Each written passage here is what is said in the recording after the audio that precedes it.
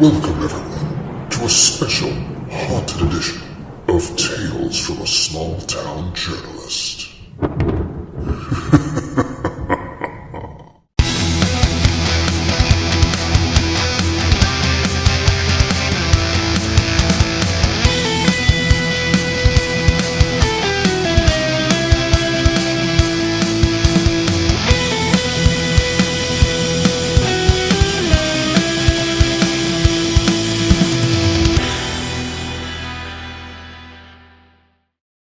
Hey guys, it's October, so thanks for checking out this special spooky edition of Tales from a Small Town Journalist, the podcast dedicated to all the spooky stories you are only going to hear about from reporters working in creepy communities just like yours. I'm Matt Schorr, and I was one of those small town reporters for almost 10 years before I finally hung up my notepad and my camera. And in that time, I had a fair share of eerie and macabre experiences working with the public, and I got to know some other reporters who also had some eerie and macabre experiences working with the public. Before I go any further, I do want to make sure and mention that this is a listener supported podcast supported by wonderful folks just like you. There are several great ways that you could show us some support. First and foremost would be to go visit the bookstore over on my website, www.mattshore.net. Go check out some of the comics and books that we've got there. We've got novels, we've got comics, we've got sci-fi, we've got horror, a little bit for everybody. So go check it out, see if anything looks good to you. Uh, Other than that, if you could just help us spread the word about this podcast, that would be great. Use Facebook, Twitter, Instagram, TikTok. Tell a friend, tell a loved one, tell some random person on the street about this podcast and all the stories that we like to tell over here. And, while you're at it, go stop by, drop us a nice review, give us a good rating, boost the algorithm. Do us a favor, would you? But anyway, those are some good ways that you could show us some support. This being the spooky edition of Tales from a Small Town Journalist, I'm checking in with an old friend of the show, Sean Morrissey, host of his own spooky podcast, The Dark Side of Soul. Sean, in addition to this podcast of his, also is a host for, or a tour guide, I should say, for people checking out the city of Seoul, South Korea, which has an amazing and deep history. And a lot of it is steeped in some spooky lore and legends, and he likes to dive into all of that. So he's got some great stories to tell. So this episode, I wanted to get into the fun myself and share a bit of a local legend. Hope that happens right here in my area. So I've got a spooky story to tell. Sean has his own spooky story to tell, and it's a fun conversation and perfect for the Halloween season. So get some popcorn, but don't turn the lights down dark. Make sure it's not storming because we don't want you to get too weirded out or freaked out by the stories that we have to tell. So let's shift gears now and go check in with Sean. This episode of Tales from a Small Town Journalist is brought to you by Grave Diggers Magazine, unearthing the horror stories of yesteryear and uniting them with the horror of today. Enjoy terrifying comics from the 1930s, 40s, 50s, and 60s, alongside columns and interviews from horror creators of the modern era. Grave Diggers, published by Schorr Manor Studio and available at mattshore.net. All right, I'm joined again by Sean Morrissey. I believe this is the third time we've been able to do this. And as always, our Halloween episodes are unique. It's today for me, it's tomorrow for Sean, but it's way in the past for everybody listening. The Halloween episodes for me are a big ball of wibbly wobbly, timey-wimey. I think that everybody who listens to this will get that reference. With Sean, and I want to make sure I mention Sean is part of the Dark Side of Soul podcast, the Dark Side of Soul ghost tour of Seoul, South Korea, and the foremost leading experts on South Korean folklore. Might be overselling that last one a Yeah, little yeah, bit, but yeah. But thank you. yeah, we got to promote here. But anyway, Sean, thanks for joining me again. Hey, man, thank you. Yeah, good to be back. Yeah, it's always fun because this is when I get to dive into. I love ghost stories and Halloween and Mhm. everything. That's no secret. So these are always fun, and Yeah, it's really cool to chat with somebody on the other side of the globe. I told my wife before we recorded, I said, "Yeah, do you know anybody else with a husband who's about to interview somebody from Korea? I don't think you do." That's That right. that's me. You love me even more now? Yeah, how high is my stock rising, right? I left her with both kids late at night, so not very high. Right, exactly. But anyway, we had chatted beforehand. We both have some ghost stories. Yours is a bit more personal than mine. Mine's tied up in Mhm, history, but mhm, in the past, you've shared some ghost stories. I wanted to jump in on the fun because there's a really fascinating one here. mhm. But before we dive into that, just in case there's anybody who's not familiar with you, tell us about the podcast and your tours. Sure, yeah. So, the first of all, the tour, because that's where it all started. The tour. We are now. This is. It is now 10 years we've been running the tour. It was Halloween 2012 that the tour started running. So it's now, this is our 10th anniversary.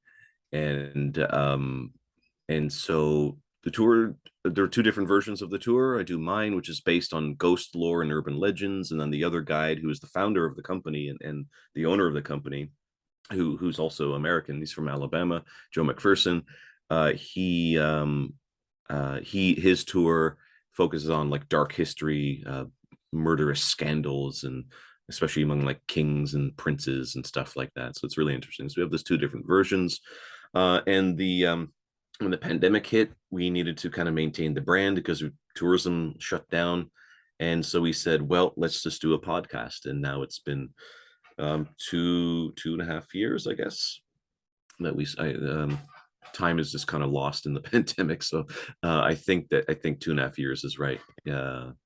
That we've been doing the podcast, and it focuses on ghost lore, ghost stories, hauntings, true crime. Again, like government scandal. We have a few episodes on the Korean War, the fall of different dynasties in the past, and where people were coming in and killing and overthrowing the previous dynastic rulers and things like that. So we have a lot of content. Some of our content's a bit lighter as well. Like I think one of our most recent ones is about clubbing in Seoul. But Yes. there's always an underbelly tone to every episode that we do. So that's it. Yeah. And we have a comic book as well. Yes, and we're going to get into that in just a minute too, because I love Okay. this comic. But Hmm. I know I overhyped you a bit by saying leading Yes. expert on folklore, but you do study folklore. It is something Yes. that you're Yes. really heavily into. Can you tell me a little Yes. about that? Yeah, so my background's in heritage studies, heritage research, and then and then I approach folklore through that lens where how do stories and legends get passed down, or how do they stop being passed down? I'm really interested in that. I'm also interested in comparative folklore, for example, comparing folk beliefs that occurred in one culture, but ones that were very similar that occurred in others. So that's really easy to study here because you can see similarities between China and Japan and Korea because geographically they're so close. But I've also come across in research stories about haunted wells and the way Koreans view the spirits and the gods who are said to inhabit wells. I came across very similar ideologies in Ghana. And so those two countries have had historically no connection with one another. That's a late 20th century diplomatic and missionary, actually, also a relationship between those two countries. But historically, in terms of culture, no relationship, but they share almost identical beliefs about haunted wells. That's Very interesting. that's interesting. Mhm. I hope this isn't like a leak, but is some of that where the famous movie The Ring and the original one Ringu came from? Yeah, yeah. So that's based on an old folk tale, and then what was it? A stage show, I think, throughout the 18th century. I think that's right. I think it was the 18th century, of a girl named Okiku, and she was. Some of the versions basically go she was a servant. She had to look after these plates. She broke one, and so uh, the lord, that owned her essentially, uh, killed her by throwing her into a well.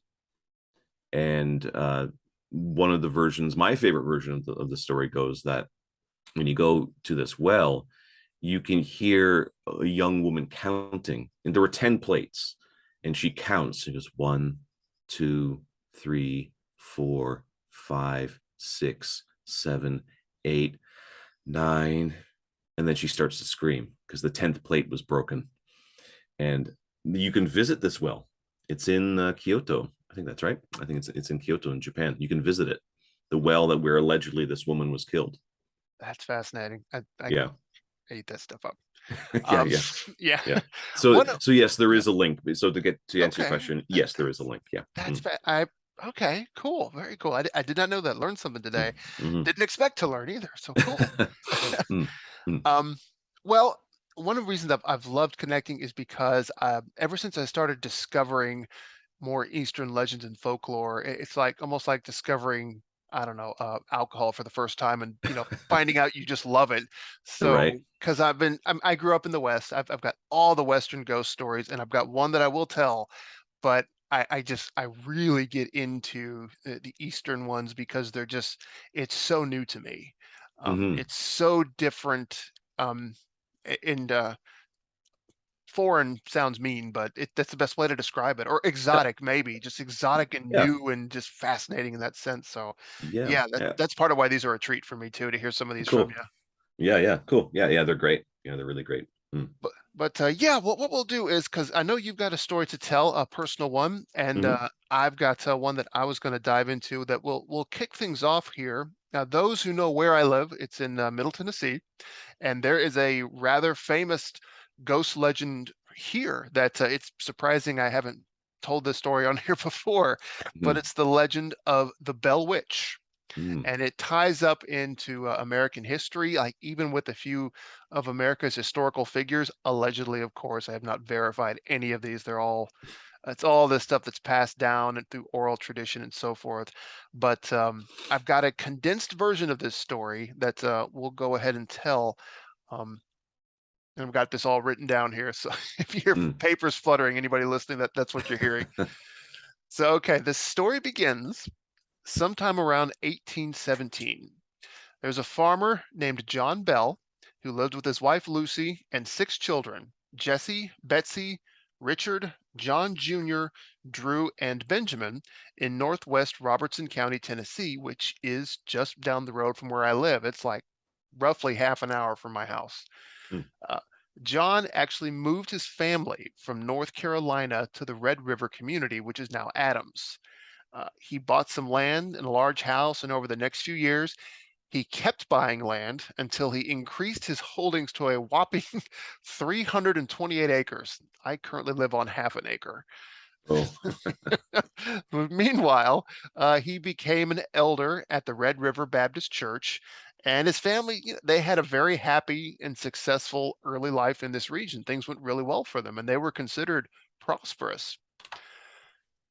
Things take a very slow turn. One day, John's out in his cornfield and he spots what's been described as a weird looking animal in the middle of a corn row. It had the body of a dog and the head of a rabbit. He actually shot at it several times, but the animal just vanished. Um, then later in the night, supposedly the family heard sounds like either within the house or outside of just something beating against the walls outside the house. And things actually then they escalate from there as days go on. As time went on, they started hearing whispers. They were too faint to understand, but it said that they sounded like a feeble old woman singing church hymns. Then Betsy, the youngest daughter, she started having brutal encounters, like horrifying encounters with some kind of an invisible entity. Supposedly, it would pull her hair and slap her in the face hard enough to leave welts and handprints. At first, John vowed all of this was going to just be a family secret. He didn't want to bring anybody into whatever their problems were. But when things got bad enough, he started sharing their troubles with his closest friend and neighbor, a guy named James Johnston, who was another uh, public figure held in really high esteem, not just by him, but also by the community. Well, from there, and this is where this starts connecting a little bit with American history. John Jr. Drew, and Jesse, three of his sons, they all actually fought under General Andrew Jackson. And that is, of course, the President Andrew Jackson, who would later serve in office. But they fought for him in the Battle of New Orleans. Then in 1919, this was just 10 years before Jackson would become president, Jackson heard supposedly about these disturbances and decided to pay the family a visit. Old rough and ready, naturally, of course he would, right? He traveled with a pretty big entourage. This fits several men, several horses, and a large wagon. But as they approached the home, the wagon, it says that it jolted and it stopped without warning. It got stuck in some kind of a muddy creek bed, and the horses just they could not pull it out. At least that's what the men thought. There were supposedly several minutes of cursing, gnashing of teeth as they tried coaxing the horses, and supposedly Jackson finally said, "By the eternal, boys, that must be the Bell Witch." So Hmm. right after he says this, a disembodied female voice answered, and she told them that they could proceed, and she would see them later in the evening. So afterward, they were free to free the wagon, and they got to the Bells' home. That night, Jackson told war stories, as war heroes will do, while the entourage, they all set up tents out on the property, out on the farm. The first few hours were uneventful. I'm sure there was drinking and partying and just general merriment. But then one of the men who actually remained in the house with Jackson and the family, he claimed to be what they called a witch tamer. I'd never heard of that until I started researching this. But he showed off his pistol and he said that it had a silver bullet that would kill any evil spirit it came in contact with. And he told the family the reason nothing had happened yet was because whatever had been haunting the home was afraid of that bullet. And then, right after he said this, he started screaming and jerking his body in all different directions. He told them that he was being stuck with pins and beaten. And supposedly, an invisible kick to his butt sent him right out the front door. And so then the disembodied voice speaks again, and now it's outright angry. And it says there was a fraud in Jackson's party, and she would identify this fraud before the night was over. Jackson's men, after this, begged to leave the farm, but Jackson, being Jackson, insisted on staying. He wanted to know who this other fraud was. They kept begging, but eventually they all went to sleep in their tents. Now, at this point in this particular story, things get murky. It's not really clear. The one thing that's known for sure is the next morning, and I say for sure, supposedly for sure, the next morning, Jackson and his men were spotted in a nearby town called Springfield as they were headed toward Nashville. And some say Jackson later told people, "I would rather fight the British at New Orleans than fight the Bell Witch." Well, Hmm. despite all of this continues, and there's so much I'm leaving out, but despite all of this, life carries on for the family, and Betsy actually becomes interested in a young man named Joshua Gardner.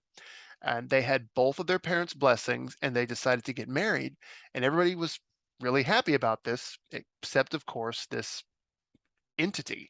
Uh, at this point, the entity now has identified itself as Old Kate Batts Witch, or just Kate. And Kate was furious. She ordered Betsy over and over not to marry Joshua. They couldn't go to the river, they couldn't go to the fields or the nearby cave without Kate nagging them. And the constant pressure just became more than Betsy could handle, and so she broke off the engagement. So then disturbances decreased for a little while after that ended, but Kate still, one of the things that was a constant, Kate absolutely hated John Bell, and she was constantly harassing him to the point of finally saying that she vowed to kill him. She was going to kill this guy before it was all said and done. Now, John Bell, the father, was already experiencing episodes of twitching in his face, and he had trouble swallowing for almost a year. And supposedly, this is where the term for Bell's palsy actually came from, even though Hmm. people are people are pretty sure he didn't have it. It's been falsely attributed to him, supposedly. So then naturally just progressively got worse until by the fall of 1820, his health was so poor that he was confined to the house. He couldn't get out and do anything anymore. So While he was confined to the house, Kate just tormented him. She would remove his shoes anytime he tried to walk, which is just petty and mean. And then, like with Betsy, she would actually slap his face anytime he recovered from some of the seizures that he would have. And it really gets grim from here. The voice now was described as shrill and cold, and it could be heard all over the farm cursing John and calling him Old Jack Bell. On December 19th, 1820, John Bell slipped into a coma and then died the following morning. Afterward, the family found this vial of strange black liquid in one of the cupboards. John Jr. sprinkled 2 drops on one of their pet cat's tongue, and the cat jumped in the air, flipped, and was dead when it hit the floor. Kate then spoke up and said, "I gave old Jack a big dose of that last night, which fixed him." And so he's like the only historical figure credited with being killed by a ghost, supposedly. Mhm. So after this, John Jr. tossed the vial into the fireplace and it burst into a bright blue flame. John's funeral was one of the largest ever held in Robertson County. People came from miles away, and 3 preachers, 2 Methodists and 1 Baptist, gave the eulogy. As the mourners left the graveyard, though, they said that they could hear Kate laugh and sing a song about a bottle of brandy, which again, just so petty and cruel. Uh, Mhm. and she did not stop until the last mourner was gone. And then, for a while, she disappeared. A year or so later, actually less than a year, about 6 months really, Kate returned in April of 1821. She returned and visited John's widow, Lucy, and she told her she was leaving, but she would return in 7 years. And apparently she did. As promised, she came back in 1828 and focused her attention on John Jr. Supposedly, she and John had lengthy conversations about the origin of life, civilizations, Christianity, and the need for a major spiritual reawakening.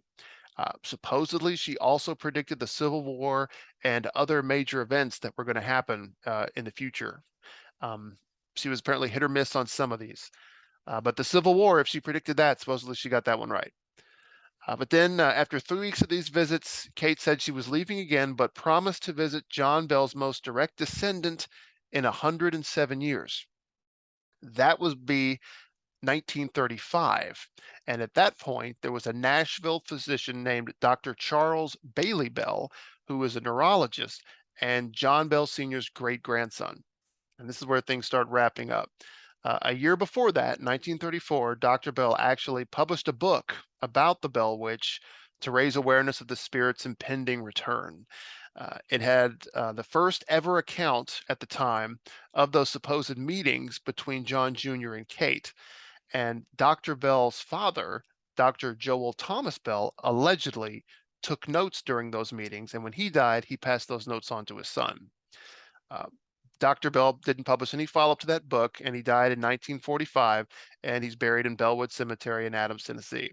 So the question is, did Kate, aka the Bell Witch, did she return in 1935 as promised? Some say she didn't, or that if she did, they weren't aware of it. Others say she never left. So she's still there today. So Yeah. that was lengthy, but believe it or not, it's shortened. There are so many Yes. facets to this thing. It's Right. amazing. Yeah, that's a massive part of American legend, right? Like it's a huge. Yes, and uh, there are other variations of it out there. There's a Bell Witch legend in Mississippi as well.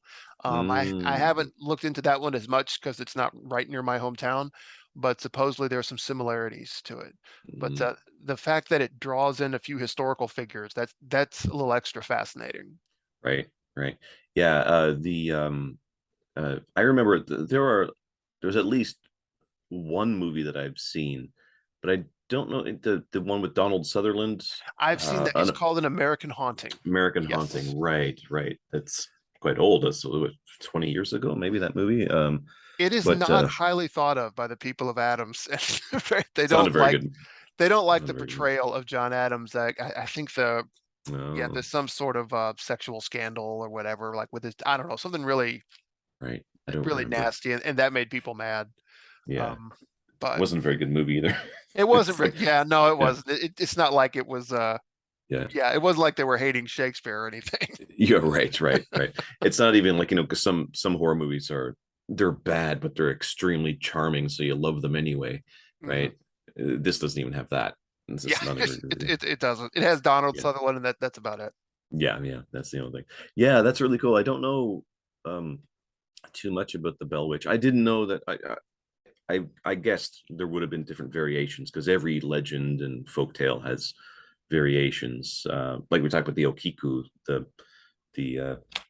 the Japanese story of the young woman who was killed for losing or breaking a plate. There are different variations of that. And I think I said that took place in Kyoto. No, the castle where you can visit isn't in. It's called Himeji. I can't speak Japanese, so I'm not certain how to pronounce it exactly. Don't But yeah, feel no, bad. that Neither can I. yeah, right. Yeah, I can speak Korean though. I Um, I'm American. We're unilingual, as they say. okay. Yeah. um, but anyway, yeah, it's not in Kyoto. It's in a different city. But anyway, yeah, there's variations of all these different stories. So I'm not surprised. Like you said, there's one in Mississippi as well. So like that, Mhm. that's interesting. In different variations. Yeah, very cool. Hmm. Yeah, there's so much left out, like, because the Bells, it was a plantation and they owned slaves, and the slaves had their own stories that they told, experiences, like the family, I guess it would have been called a house slave. His name was Dean, and he had stories he told of, like when he was walking home at night, like a black dog following him everywhere he went, or like there's one Hmm. really violent account where supposedly the entity beat him and thrashed him about, tore his clothes up, and yeah, and then there are other ones about the other children seeing strange animals like an oversized bird on a fence. I mean, and it ranges up and down, and yeah, and there's supposedly a bit that I have not looked into, like accounts of like a plant lady, which I've been trying to find more on that because that's just an interesting concept. But Poison ivy? Was it? yeah, I don't know. That's why I want to know. That just sounds awesome to me.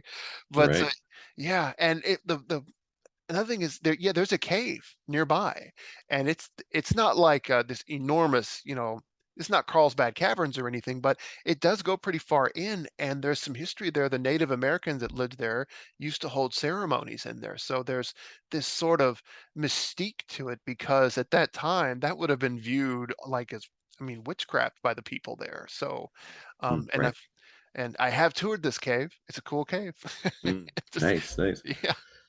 So the cave, and then yeah, or is there any other tourism in the area connected to the Bell Witch, like certain sites? Or is the homestead still there or anything like that?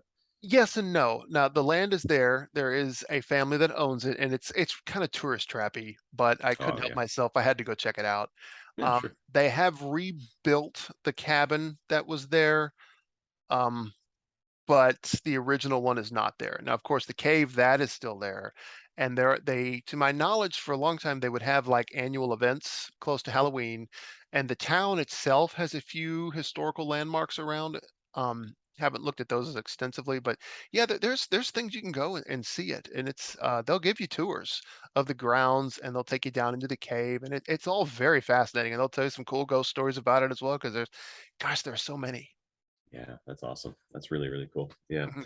Yeah. I have a plan, like a desire, I guess I'd say, or like a potential future plan. I want to drive around North America, mostly Canada and the States, visiting famous graves. I want to do cemetery, which is Mm. cemetery tourism, and I'd like to visit all these sites, things like that. So if I'm in Tennessee, I'll give you a ring. We'll go check it. We'll check out those places. Yeah, Please do, yeah, because yeah, yeah. I gotta make a trip to, South Korea because I wanna check Mm, out that tour, and maybe I can just record a podcast and while I'm there and then make it, a tax write-off, right? that's right. You can do that. That's right. There we go. Yeah, That's legal, isn't it? probably. If not, there's probably a loophole. So, Somewhere, yeah, for America, there's gotta be. so Um, okay. But that's my ghost story. Yours is a bit Mm, more personal though. So I but I it I definitely want to hear it. okay. So yeah, so it involves my father.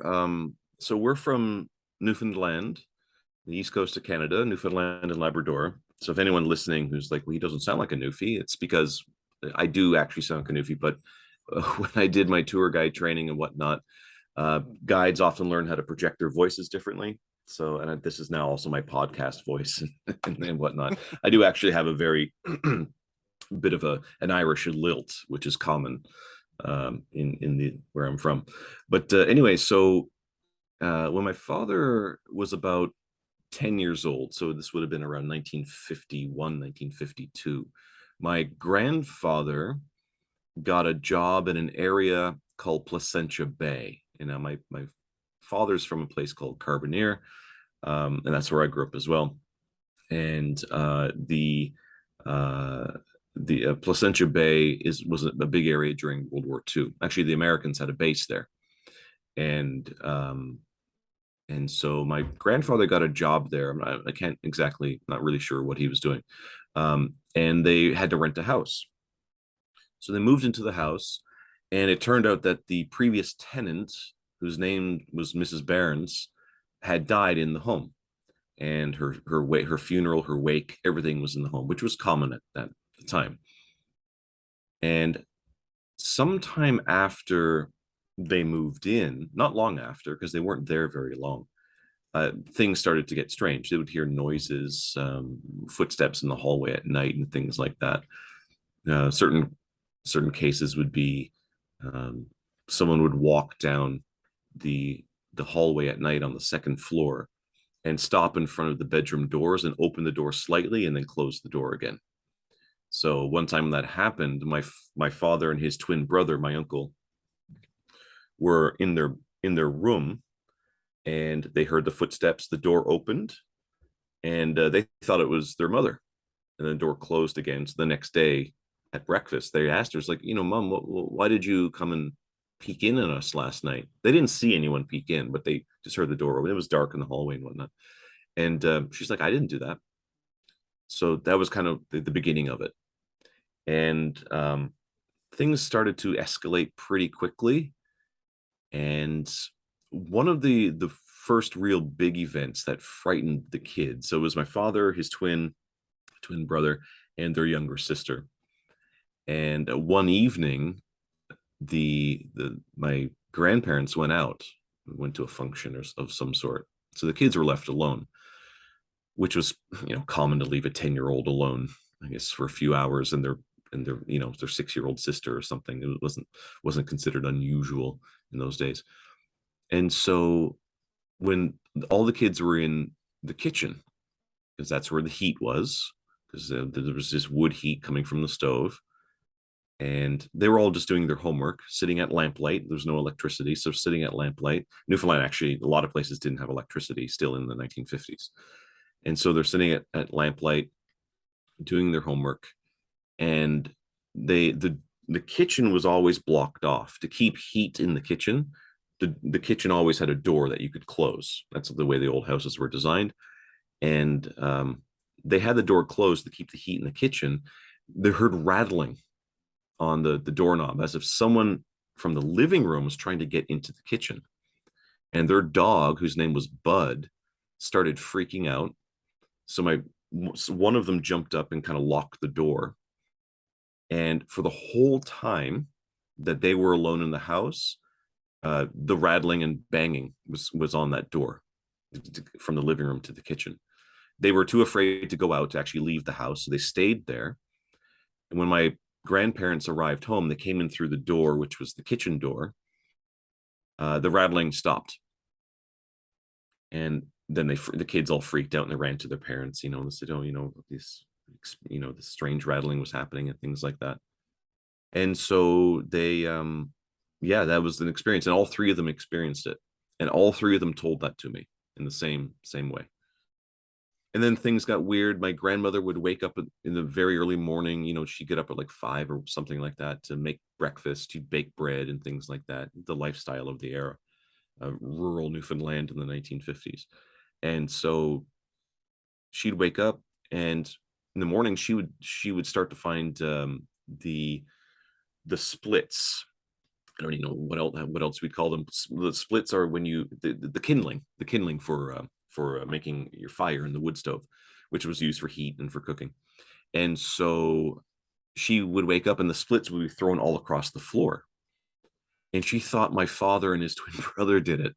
So she ran upstairs and she dragged them down by the ears and she's beating them. She's like, why would you make a mess in the kitchen like that? Clean it up. They're like, we didn't do it. And of course, then she's like, why are you lying to your mother and all this kind of stuff. So, that they had to clean it up. Next morning, it happened again. And then my grandmother was thinking, they wouldn't do it again. Surely they wouldn't do it again. So she cleaned it up. And then she waited to see if it happened the third day, and it did. And the third day, what happened, not only was the kindling thrown all across the floor, but there was soil from the crawl space brought up and tossed all across the kitchen. Mm. And then they started thinking it was weird. They thought people were breaking into the house. And so my grandfather apparently went down with his shotgun, his hunting rifle, and stayed in the kitchen or something, and fell asleep. Woke up in the morning. There was nothing there. He was like, okay, well, they probably knew I was sleeping in the kitchen. And so he said, well, it'll be fine. Maybe it's okay now. Next morning, they came down. He didn't stay down there that night. Again, there's kindling and soil all across the floor, and it was even more so. My father described it as one time happening. It was like an inch thick, on the kitchen table. Hmm. So just soil just piled on the kitchen table, on the chairs and everything. Very, very bizarre. They couldn't explain it. So they had all the experience with the soil and things like that, and then they realized pretty quickly then that my father and my uncle were not doing it, because they were they get their arses beat pretty bad for them assuming it was them the first time. So other things that started to happen. People then started to experience uh, actually feeling and seeing things. And I can't remember how the timeline goes, but I think the first person to, and actually the only person to be touched by this alleged ghost, now they realize that there's something strange in the house, was my father. And he was sitting on the bed reading a comic book. And he even remembered which comic it was, because this memory was so ingrained in his head. It was a Johnny Thunder comic. And so he was sitting on the bed with the dog Bud, reading the comic, and the dog wasn't on the bed, sorry. So he was in the room. My father was alone in the room, and Bud was on the floor. Bud wasn't allowed on the bed. It was just the house rules. Dog can't be on the bed. And so Bud started whimpering, and the door to the room was open. So Bud started whimpering, and he jumped on the bed. My father said, "Oh, Bud, get down. You can't, if Dad sees you, he's going to freak out. So get off the bed." So he said, "Bud, get down, get down." And so he was ushered him off the bed. And then Bud kept whimpering and walking in circles on the floor and looking at the door and trying to get away from the door. Jumped on the bed again, and then my dad's like, "Bud, get off the bed." So he just kind of ushered him off the bed again. But Bud kept freaking out, and then my father was like, "What's the matter with you?" Bud jumped on the bed a third time, and when my father went to usher him off the bed, something slapped my father's left hand, and it slapped him so hard it left a large crescent moon shape in his hand, and he had that scar for ages. And he said it took a very long time to heal. And they did all the ointments and the things that they had in the day. It just wouldn't heal. It took a very long time. It was very sore for a long time. So if I'm remembering the timeline right, that was the first experience someone had with direct contact. And so now they were thinking that, okay, there's something unusual in the house. And then people started to think it was the ghost of the previous owner, Mrs. Barnes. And some other things that happened, some neighbors came over, and there were neighbor kids, and They were sleeping in a room, and there was a brother and a sister, and the brother they were sleeping in the same bed while they were staying over, and they're in their own room. And while they were the boy that day, the older brother had just gotten a haircut. So this is the 1950s. All the boys got a crew cut. It's just the way everyone got their haircut. Long in the front and then just really tight in the back. And so the sister loved rubbing the back of her brother's hair when he got a haircut. And it feels good, when you get a haircut and it's nice and tight. My daughter does, because I usually shave my head. I'm due for a shave, but my daughter likes rubbing the back of my head when it's really really short. It just feels good. And so they were asleep. Well, the brother was anyway, and the sister was behind rubbing the back of his head. And suddenly a woman yelled at her to go to sleep, an old woman's voice. And she freaked out. She started crying. And then my grandfather and everyone ran up into the room. And she said she heard an old woman yell at her to go to sleep. And just out of nowhere, she was fully awake. They hadn't experienced, those kids didn't know about the weird things that were going on in the home. And so she had no context to put any of that in her head, that the house was being the house was weird and a lot of strange things were going on in the home. So that was an experience that someone had who wasn't even part of the family, didn't live in the home.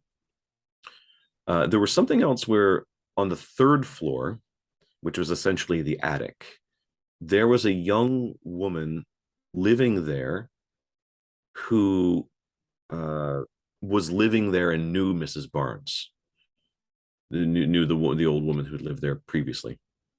And so she recognized, she would have known her. As far as I recall, she wasn't experiencing anything unusual. And then one night they heard screaming coming from the attic. And so, and I should maybe explain this a little bit more. So my father, my grandparents and their three kids, they had kind of basically the first and second floor. The attic was still being rented out by this young woman, like I said, who knew Mrs. Barnes. So they heard this screaming. My grandfather ran upstairs. My grandmother ran upstairs as well. And she was huddled in her bed, like clutching her blanket. And my grandmother went to her to calm her down. She's like, "What's going on?" My grandfather was looking around the room to see if, I don't know, like something got into the room, bad or something got into the room, freaked her out. It was the middle of the night. And she said she woke up and Mrs. Barnes was looking at her over the bed. And that woman would have recognized her because she knew her. She knew who Mrs. Barnes was. And then things just started to get worse and worse from there. One of the final really big things that happened was my father was in the back garden, in the back of the house, the backyard of the house, and he was Newfoundland. We say he was claving wood. He was cutting wood for wood heat. And he was cutting the wood, and he bent down to pick up a armful of wood, and he had his head down looking at it. And if you're bending down and you're looking at the ground, you can't see what's kind of above your eyes, but if anything's in front of you, you can see it. So he saw a pair of legs walking by him, and he thought it was the next door neighbor going to see maybe like his mom, my grandmother. And he said hello to her, but he didn't look up at her because she wasn't very friendly. My father didn't like that woman, the neighbor. She was really unfriendly. She hated children, this kind of thing. But it was all kind of considered that the kids should always be polite. In those days, you should always say hello and things like that. So my father was always kind of rebellious, and he was like, "Hi," but didn't look up at her, didn't make eye contact with her. And there was no reply, which wasn't unusual because that woman wasn't friendly. My father heard the screen door to the house, which was like the back door, was the kitchen. So you open the screen door, you walk directly into the kitchen. He heard the door open and close. So it's just typical, screen doors squeak a little bit, and when they have that really unique bang, the dong dong, when they close, kind of bounces off the frame, and before it comes to a full shut. So he heard that sound. So then he picked up the armful of wood, and he had to bring it into his mother, because she was baking, she was cooking or something. So she needed more heat in the stove. And he went in, opened the door, screen door, slammed with the same sound. And he said, here's your wood. And then he looked around and he said, where's the neighbor? And my grandmother was like, no, what are you talking about? She said, I just saw her come to the house. And my grandmother said, no one came in. I've been here all morning. No one came into the house. So she was in the kitchen for at least for quite some time before my father went into the house. And the timing would have worked out. If anyone did walk into the house, my grandmother would have been in the kitchen and would have seen somebody. Excuse me. So but no, she was like, no one came into the house. So that was one of the very last things to happen. And they were kind of like, okay. Grandfather's like, all right, let's see if we can go to a new place. So they left. And then that was pretty much the end of their time staying there. When they left, though, remembering that they were renting the house, they just kind of left and got all their belongings, and they went somewhere else. I'm not sure where they went. My father has since passed away, but I can probably ask my uncle, he's still alive, to clarify. I don't remember where they went, but they went somewhere, and they were still in the same town, which was called, I said it was Placentia Bay, but the town was called Dunville. And so they went off somewhere because they had to get away from the house. And my grandfather realized that he left the key to the house in the house. And as the tenant, it was his responsibility to do all that, get all that prepared, and then give it to the owner. And he was like, oh, God, I got to go back and go back into the house to get the key. And he didn't want to go back. So leading up to all this, whenever my grandfather would go out, my father and his twin would always ask him, Dad, can we come? We want to go with you. Can we come? And he was like, no, you're staying here. Go do your homework. Go read a book, go play somewhere, get out of my hair. And every single time he'd go out anywhere, it's like, no, Dad, can we come with you? He's like, no, I'm busy. Stay home. This one time when my grandfather, they had left the house, realized the key was in the home. He's like, oh, I got to go get the key. And he told the family, he's like, I got to go out. I got to go somewhere. And my father and my uncle were like, Dad, can we come with you? And he was like, yeah, come on. He didn't want to go to the house by himself. So they went with them. They went with them down just to get the key. It was in the kitchen, I think. So they had to go through that door where it was really the kitchen, like really where a lot of the activity was happening. It's like the soil, the kindling being tossed across the floor, that rattling door that one night. The father saw the legs of, they assume was the ghost of Mrs. Barron's, entering the house in through the kitchen door. They had to go, that's where the key was. They had to go and grab the key. And my father told me, he's like, he just went in, my pop went in, got the key, and just left. He didn't stay. And he made them wait outside. He's like, just hold the door open. And he went and he got the key, knew where it was, just on the table or something, got it, and they left. And they never went back. That's it. They moved back to Carbonear not long after that, where my father had another ghost experience too, actually. Oh, Yeah. man. Yeah. After that. So that's the story of the haunted house that my father lived in Dunville, Newfoundland in the 1950s, early 1950s. Man, we'll have to check up on those other ones another Yeah, time, perhaps. I'll keep those for another time. Yeah. Yeah, that'd be a good follow-up podcast. Yeah, Yeah. I've yes, gosh, the personal ones fascinate me even more, just as much as like the historical ones, because Hmm. there are personal accounts of the Bell Witch, and as I started researching, I thought, man, I could make a podcast miniseries out of this thing if I really dove into Right. it, because Yeah. and nobody's done that. So if anybody's listening, don't take that idea. That's mine.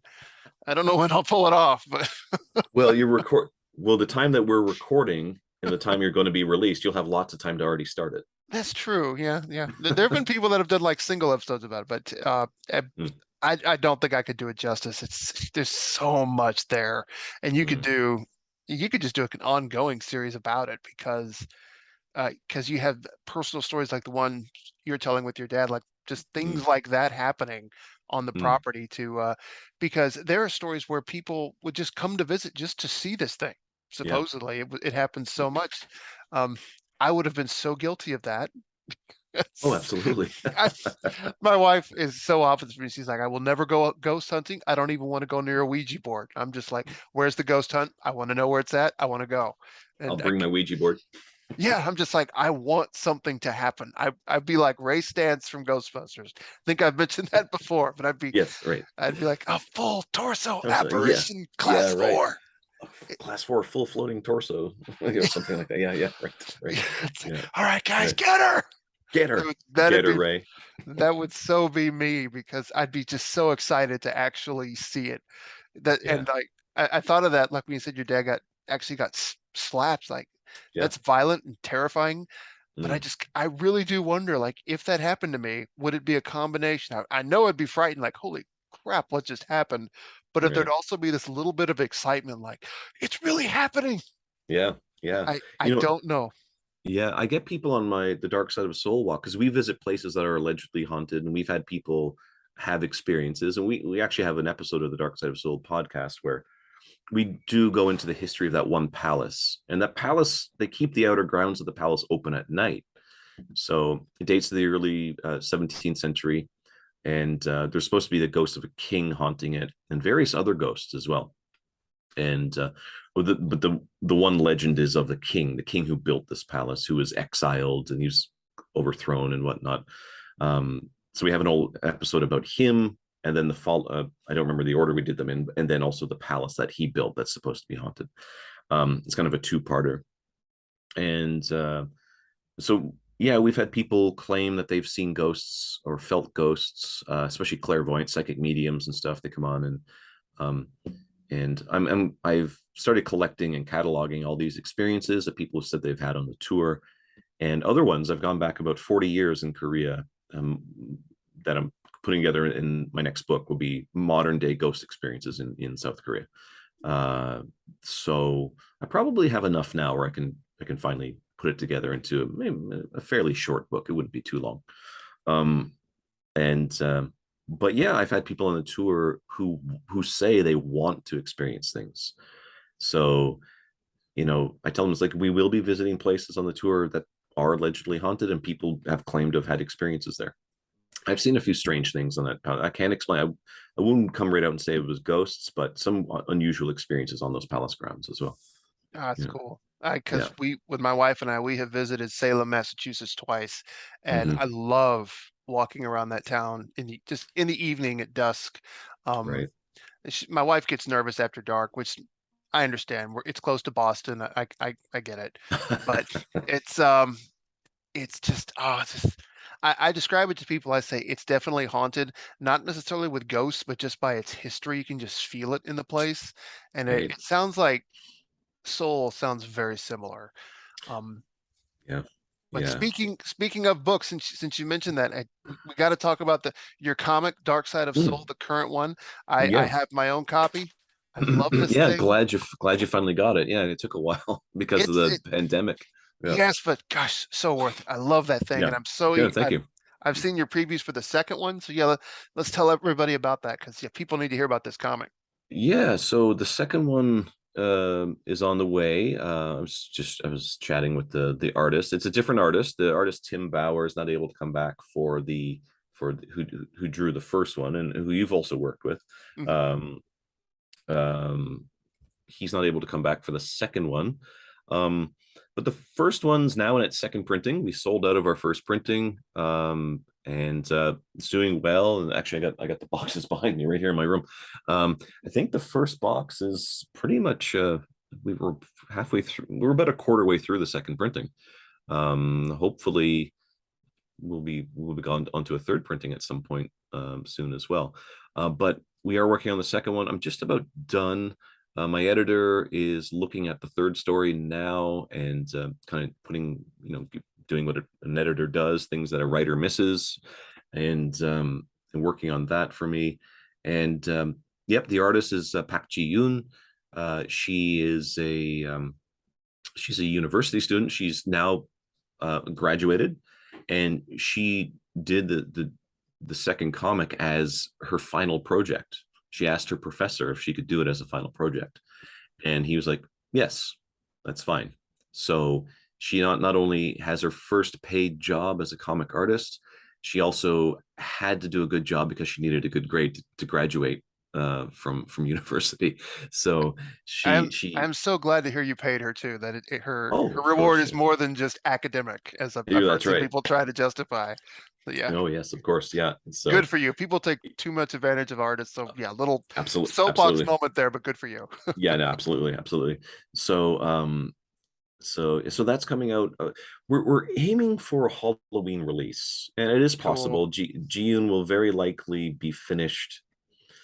Hopefully, everything by maybe by the early or mid October, and we already have our printer, and we have an agent that we work with at the printer. Once the file is sent, they can print comics in like a day or two. The printing is easy, and the printing and binding it's just basic saddle stitch binding, so it doesn't take very much. So we could probably have it in our hands by um, by early October, late October, but then maybe do an official release right around Halloween, like the Halloween weekend kind of thing. It's probably what we're going to do. Same And same format as the first one, where the tour guide is the crypt keeper of the yep, series. yep, Cool. yep, that's right. Yeah, and but unlike the Crypt Keeper is unaware, which is similar to the comic we did some work together on Mm. Worldwide Odd a few years ago, where the host is essentially a horror host, but unaware that they're in a comic. So different from the Crypt Keeper and the Old Witch and the Ghoulatix from Tales from EC. Um, and yeah, and then there will be a third one. Oh, so I will say the second one is different in a way that all of the stories are set around mountains. Mm. So the tour that they go on in the second one is a hike. It's a hiking tour, so the Dark Side of Soul hike, which I do a soul hike. So I do so I'm a guide. It's my job. But I'm a mountain guide as well. So I do hiking tours. So when I thought about what to do with the second book to make it different, I was like, oh, I can incorporate the dark side of the soul hike tour that I do, which I go to the national park that's just north of the city. And yeah, and that's what the story is about. So they're on a hiking tour this time, which is a bit different. Oh, very cool. Very cool. Yeah. Yeah. Shame to lose Tim Bauer because his art was awesome, but the Yeah. previews that I've seen of I'm going to try to Mm. say this right, Pak Ji Yoon. Did I get it Yeah, right? yeah, yeah, yeah. Pak Ji Yoon. That's right. Pak Yeah, Ji Yoon. That yeah. that artwork is just phenomenal as well. So yeah, Excellent, it'll be good. excellent. Yeah, yeah. So a lot of other things. I'm not going to say on camera, but a lot of other things that may be really unfolding for her. I'll tell you when we stop recording. She has a really potential big future, and Cool. things seem to be unfolding for her now. Oh, cool, cool. And you get to be there at the front end of it. That's always Front end of it, I that's guess cool to so. be there for I that. I discovered her. There you go. You can say that. All right. Mm, Fantastic. Cool, mm, cool. Well, mm, I think we're nearing time here. So yeah, mhm, and we have talked about your comic, your mhm. tour, and your podcast. Is there anything else like you want to make sure and let folks know about you before we wrap things up? I think that's pretty much everything. If everyone's interested in any of that stuff, just go to darksideofsoul.com or search Dark Side of Soul on Facebook or Instagram, and then you can find us. Or you just Google Dark Side of Soul. You'll find everything that's connected to us, the tour. All right, cool. That's it. All right. Well, yeah, anybody listening, check it out. The comic is awesome. Order a copy. Look for the next one. If you're in South Korea, as I hope to someday be, Mm-hmm. go on this tour. Subscribe to the podcast. It's a cool podcast. It's fascinating to me. I love it. Mm-hmm. So yeah. Anyway, I think that covers it. So thank you once again for Thanks, joining me Matt. for Halloween. Always fun. Thanks for Al- having me. Yeah. Always fun. Appreciate it. Mm. All right. Thanks, Sean. Always a treat to catch up with you and really. Hair-raising story to tell there. I gotta admit, especially knowing that it's a personal one. So that's an amazing experience. Yeah. So Anyway, it is the haunting season, so it was a perfect time to share those stories, as well as the historical one right here in my area. One of the most prolific stories going on, the Bell Witch legend, right here in my own backyard, so to speak. It's inspired movies, it's inspired stories, it's inspired books, it's inspired researchers. It's very inspiring. So if you haven't heard more about the Bell Witch legend, go look it up. It's all over the internet. Just make sure that you know how to verify what's real, what isn't. But feel free to read it all, because even the stuff that can't be verified is just amazing. The stuff that's out there, and how much this has grown throughout the years. So yeah. Anyway, moving on from there, we'll move into the cheap plug section of this podcast. This podcast is a production of Schorr Manor Studio, which you can find on Facebook and on YouTube. Please look us up there and like, follow, and subscribe. You can follow us on Facebook at facebook.com/Schorr Manor, and on YouTube by visiting tinyurl.com/Schorr Manor YouTube. All of this show's episodes are there in their entirety, and now with video. So please check that out. You can also sign up for our official newsletter at tinyurl.com/Schorr Manor newsletter and get all of our latest news and announcements delivered right to your inbox. We only send it out once a month, so I promise we will not spam your email. So don't worry. Hope you'll consider signing up, and maybe even tell a friend. And of course, you can look us up on our official website at www.mattshore.net, where you'll find this and previous episodes all archived. Just click on the podcast link at the top of the page. And finally, if you would like to link with me directly, you can do so. You can find me at Twitter at @TheMattShore, on Instagram at TheShore, and on TikTok at @the1MattShore. That's the numeral 1 Matt Shore. Or if you're old school, you can always reach me by email at mattshore@hotmail.com. So once again, thanks for checking this episode out. Thanks for sticking it all the way through to the end. And we'll close things out by saying, keep reading, keep listening, and keep it creepy.